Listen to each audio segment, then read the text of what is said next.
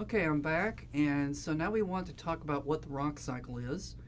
And you might have been under the impression that igneous rocks turn into sedimentary rocks, and then sedimentary rocks turn into metamorphic rocks, and then metamorphic rocks turn back into igneous rocks. Well, that is part of the cycle, but I want you to remember that any kind of rock can be turned into any other kind of rock, whether it be igneous, metamorphic, or sedimentary, depending on the pressures, the temperatures, and then what minerals are available.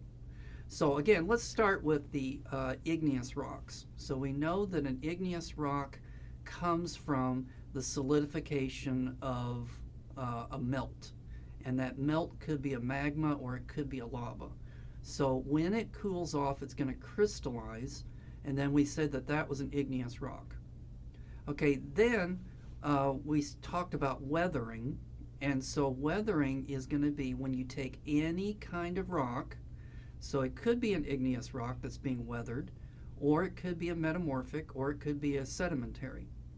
So you have one of these types of rocks. We're going to subject it to rain and temperatures and water and ice, wind, gravity. So all of these different things are going to act on the rock. It's going to break it apart into sediments.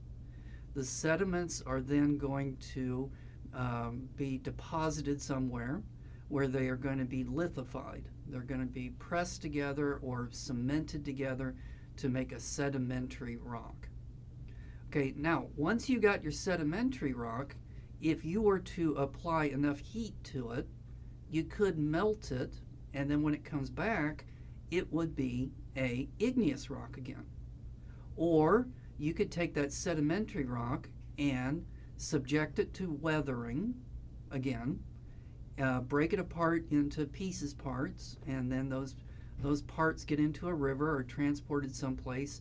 They are then laid down and are compacted and cemented together, so you end up with another sedimentary rock. Or you could take that sedimentary rock and subject it to heat or pressure or hot fluids or all of them, and you would metamorphosize it. But remember, don't heat it up too much, because if you would heat it too much, it overshoots the metamorphic, and then it becomes a liquid, and then when it comes back, it would be an igneous rock again. So notice that a sedimentary rock can be turned into any other kind of rock. An igneous rock, if you would subject it to heat and pressure or hot fluids, you could metamorphosize it. So an igneous rock doesn't have to be weathered.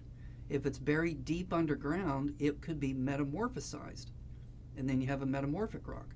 But again, don't heat it too much, because then the igneous rock would liquefy and it would turn back into an igneous rock when it resolidifies. And so finally, let's talk about those metamorphic rocks. So a metamorphic rock, if you were to subject it to weathering, you could get sediments that could be cemented back together again, and then you'd have a sedimentary. Or a metamorphic rock could be subjected to intense heat, and it could melt, and then it turns into an igneous rock.